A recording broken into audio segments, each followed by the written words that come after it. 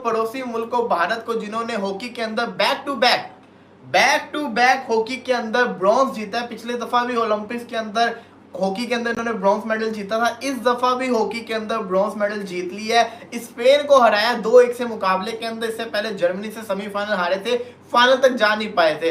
लेकिन जो भी है, मैं तो हमेशा से कहता आ रहा हूं, एक टाइम था पाकिस्तान की जो हॉकी की टीम थी वो दुनिया पे राज किया करती थी, 4 वर्ल्ड कप जीते। और अब क्या हो गया, पाकिस्तान की टीम कहीं नजर ही नहीं आ रही, मतलब कि इवन के है ही नहीं, गायब ही होगी, खत्म ही होगी वे। क्यों? क्योंकि आपने सब कुछ अपना क्रिकेट के अंदर घुसा दिया।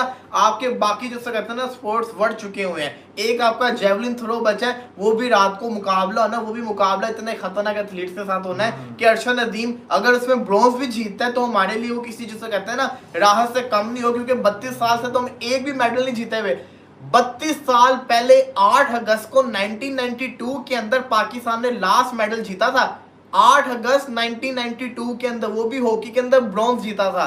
आज 8 अगस्त 2024 को हॉकी के अंदर ब्रॉन्ज जीता है किसने?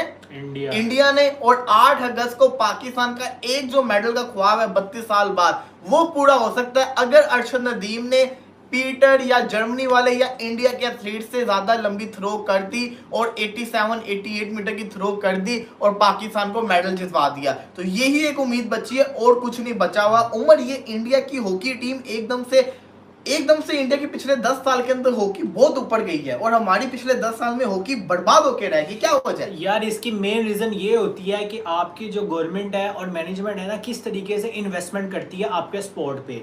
आपका नीचे से लेके सबसे बड़ी बात ये होती है फाइनेंशियल सपोर्ट कितना बनता है एक, क्योंकि आपको पता है कि हमारी कंट्री में सिर्फ और सिर्फ एक सपोर्ट रह गया है, वो है क्रिकेट। मैं समझता हूँ यहाँ पे जो पीएम से भी ज्यादा बड़ा होता है ना, मैं समझो चेयरमैन पीसीबी का होता है, कि जिसने सबको, मतलब उससे मुराद, बड़े से मुराद है पैसा भी ज्यादा और हर चीज में जो है ना वो अहमियत भी ज्यादा, और टूर अलग और स्पॉन्सरशिप अलग, और इस तरीके से ना बहुत ज्यादा पैसा बन जाता है चेयरमैन पीसीबी का। तो मुझे लगता है कि पीएम के बाद कह रहे हैं, पीएम के बाद सबसे बड़ा ओहदा जो है ना पाकिस्तान में हमारा पीसीबी का है, पाकिस्तान क्रिकेट बोर्ड। स्पोर्ट्स का नहीं, स्पोर्ट्स में इसमें बिल्कुल नहीं है। सिर्फ स्पोर्ट हमारे जो कंट्री है ना उसमें सिर्फ क्रिकेट रह गई है, जिसकी वजह से क्रिकेट में भी अब उस तरीके से फैसले नहीं होते। इंटरेस्ट भी होगा, क्रिकेट है। मुजरिम वो खाली नहीं, हम भी मुजरिम है 100%। हम लोग भी शामिल है, क्योंकि हम भी तो सिर्फ क्रिकेट पे बात करते हैं। अगर हमने भी बाकी स्पोर्ट्स कवर किए होते तो हम इस शिकवे को जाहिर करते, लेकिन हम भी पूरा का पूरा, मैं समझता हूँ मुल्क की गलत है। बिल्कुल, आप ये कह सकते हो जैसे मीडिया में हाइप होती है ना क्रिकेट की,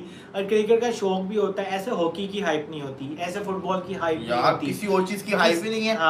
कोई न्यूज भी नहीं आती। लेकिन आप देखो ना, अगर आपकी टीम परफॉर्मेंस करके दिखाए तो न्यूज में आते हैं, फिर लोग पसंद भी करेंगे। जब परफॉर्मेंस ही नहीं आ रही तो बंदा क्या करे? ऊपर से अब मैं बंदे इनको क्या ही बोलूं, लेकिन जो भी है मुबारकबाद दो इंडिया का। आज जो उनका गोलकीपर था श्रीजीत, क्या नाम है उसका भी लास्ट फेयरवेल थी, तो उसको भी मुबारकबाद दो। ब्रॉन्ज जीता है भाई, बहुत बड़ी बात होती है कि ओलंपिक्स के अंदर ये ट्रॉफी अपने नाम करना, ब्रॉन्ज मेडल जीतना। तो मुबारकबाद हो इंडियन टीम को, इन्होंने जैसे कहते हैं ओलंपिक्स के अंदर शानदार परफॉर्मेंस दिखाई है। इसी के साथ साथ इनकी एक बेचारी एथलीट के साथ बड़ी ज्यादती हुई है, इनको गोल्ड मेडल मिल जाना था उसके अंदर, वो शायद गोल्ड मेडल भी जीत जाती। फॉगर्ट उनका नाम था, विनेश फॉगर्ट जिनका नाम था, उनका 100 ग्राम सिर्फ वेट ज्यादा था। तो उन्होंने जिसको कहते हैं अपील भी की थी। मैं प्राइम मिनिस्टर नरेंद्र मोदी का वो ट्वीट भी पढ़ रहा था। इवन कि उनकी जो गवर्नमेंट है जिस रीजन से वो थी, उन्होंने भी 4 करोड़ का उनके लिए इनाम जिसको कहते हैं ना दे दिया, कि उन्होंने कहा कि हम आपको सिल्वर के मेडल के इक्वली जिसको कहते हैं ना काउंट करेंगे। हालांकि उनकी जगह जो था ना, जिनको उन्होंने हराया था पहली दफा जो मैच हारी थी, वो क्वालिफाई कर गई फाइनल के लिए यूएसए की जो एथलीट है उसके साथ। तो ये बड़ी ज्यादती हुई है।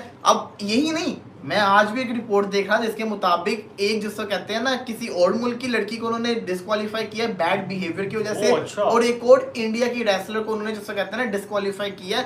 एक और जिसको कहते हैं ना इशू क्रिएट हुआ, इंडियन रेसलर थी, उसको डिस्क्वालीफाई कर दिया। अब उसकी क्या वजह थी? ये भी बिहेवियर की वजह से आ रहा था कि जो ओलंपिक्स का एक उन्होंने विलेज बनाया होता है ना कंट्री, उसमें बिहेवियर सही नहीं था। तो ये पता नहीं कितने सख्त रूल है इनके समझ से बाहर है। अलबत्ता जो होना था वो तो हो गया।